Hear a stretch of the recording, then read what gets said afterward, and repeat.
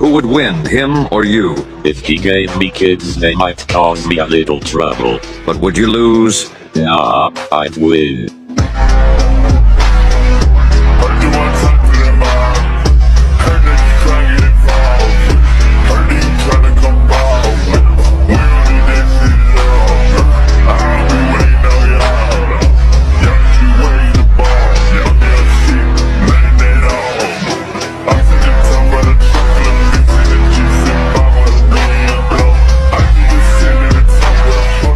Who would win, him or you? If he gave me kids, they might cause me a little trouble. But would you lose? Yeah, I'd win.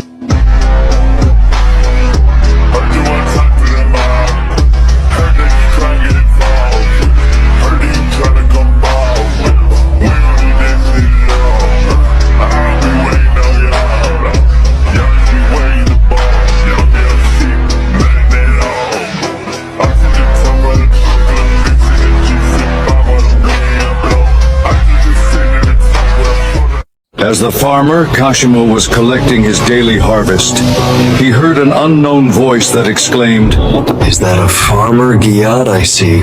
He would turn around to see a silhouette familiar to us all. A silhouette belonging to the super senior Gojo Satoru, who proceeds to say that Kashimo looks female enough.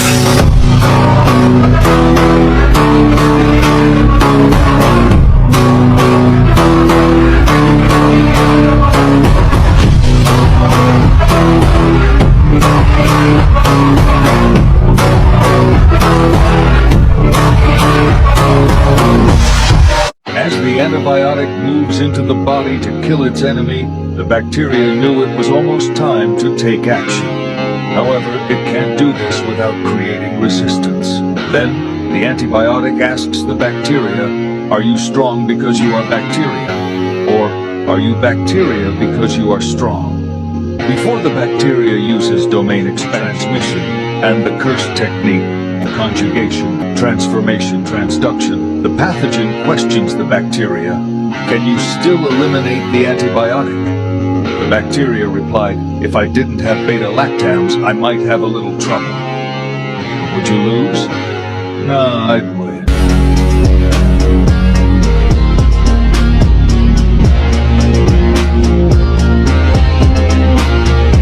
Those who inherited the curse of the Disney family, the mouse who couldn't fully leave behind that curse, they would all bear witness to the bare flesh of the mouse who is free, to the mouse who left it all behind, and his overwhelming intensity. Domain expansion! Malevolent speedball! As the carbon dioxide and water wander within the chloroplasts of plant cells, converting carbon dioxide and water into glucose and oxygen, the plant cell questioned the water. Are you oxidized because you're losing electrons? Or are you losing electrons because you're oxidized? To which the water replied, stand proud, you're strong, but I'm the one who left it all behind. Before the chloroplast uses domain expansion, light absorption, and the cursed techniques, water splitting and carbon fixation, the plant cell asks the chlorophyll, can you split water? However, it did not know two key things. The first is that you always bet on the chlorophyll, and the second is that throughout plant cells and the chloroplast, the chlorophyll alone is the absorbent one. The chlorophyll replied, if I couldn't find sunlight, I might have a little trouble. But would you lose? Now, I'd win.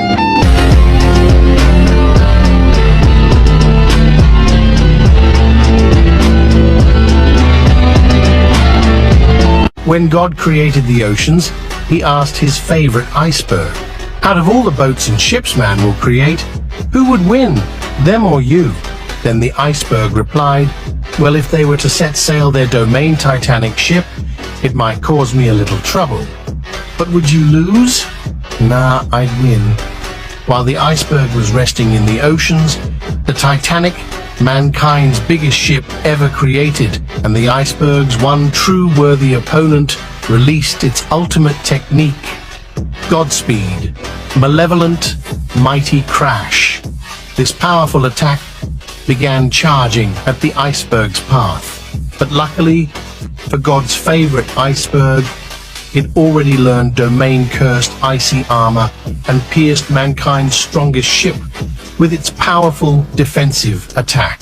The iceberg emerged victorious, and the Titanic began to sink. Before the Titanic fell to its demise, it asked the iceberg a question.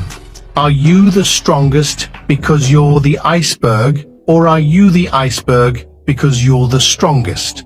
Then the iceberg replied, when it comes to water and snow, my icy abilities will continue to grow, because throughout the 5 oceans and the 7 seas, I alone am the icy freeze.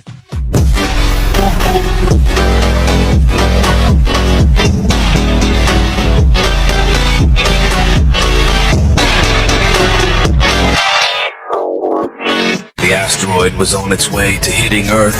Jupiter came on the way and said, "If you want to hit him, you have to come through me." The asteroid replied, "Are you strong because you protect Earth, or do you protect Earth because you are strong?" Jupiter replied, "Stand proud, you are strong, but nah, I win." In that moment, the asteroid launched its multi-speed explosion attacks. However, it did not know 2 key things. The first is that Jupiter is the infinity shield of the solar system, and the second is that throughout heaven and the solar system, Jupiter alone is built different.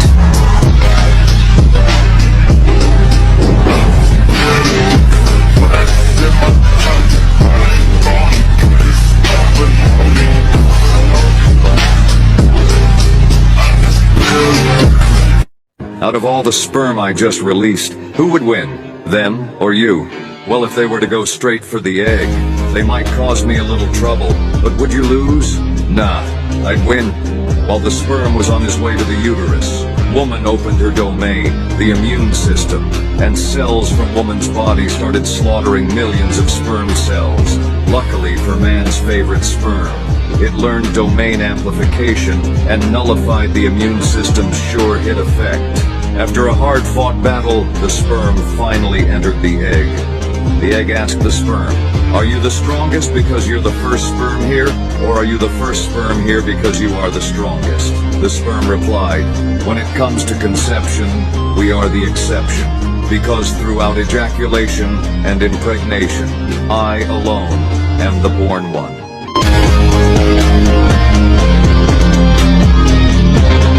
As the black hole just got formed, it started gobbling up planets and stars in sight. Then he met the second most powerful object in the universe, the neutron star. Then as the black hole was approaching, the neutron star asked him, "Are you the most powerful because you are black hole, or are you black hole because you are the most powerful?" Then the black hole answered, "Stand proud, you are strong." Then the neutron star asked, "If we were to collide, who would win, me or you?" Then the black hole answered, "If we were to collide, your gravitational pull might cause me a little trouble. But would you lose?" "Nah, I'd win. Because throughout space and time, I alone am the inescapable one."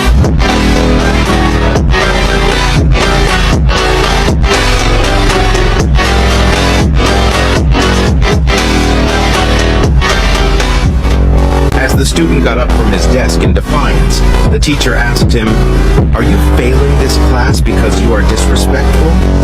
Or you are disrespectful because you're failing the class?" The boy, unperturbed by this, activated his technique, cursed speech reversal, and said, "Are you the teacher because you can teach? Or you can teach because you are the teacher?" Unbeknownst to the boy, the teacher asked him, "If I give you a test, would you pass?"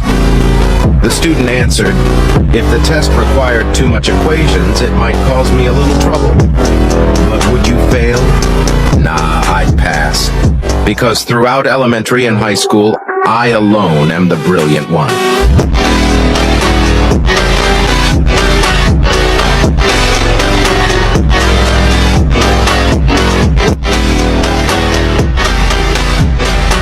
As the oxygen and glucose move through the cytoplasm, creating pyruvate during glycolysis, the mitochondria knew it was almost time to take action.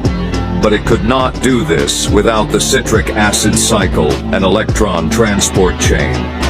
Thus, the pyruvate asked the mitochondria, "Are you the powerhouse of the cell because you're the mitochondria, or are you the mitochondria because you're the powerhouse of the cell?" Before the mitochondria used domain expansion, cellular respiration, and the cursed techniques NADH and FADH. The cell questioned the mitochondria. "Can you still make usable ATP?" The mitochondria replied, "If I couldn't find glucose, I might have a little trouble.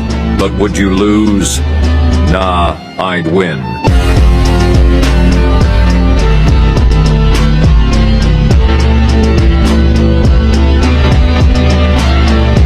The battle between the biggest sorcerer of today versus the biggest sorcerer in history is commencing. Who's stronger, him or you? If Gorlock used 120% of his potential, he might cause me a little trouble. But would you lose? Nah, I'd eat. Suddenly, Gorlock summoned the one and only Dan Nikocado-chan. I need you! Domain expansion. Infinite avocados.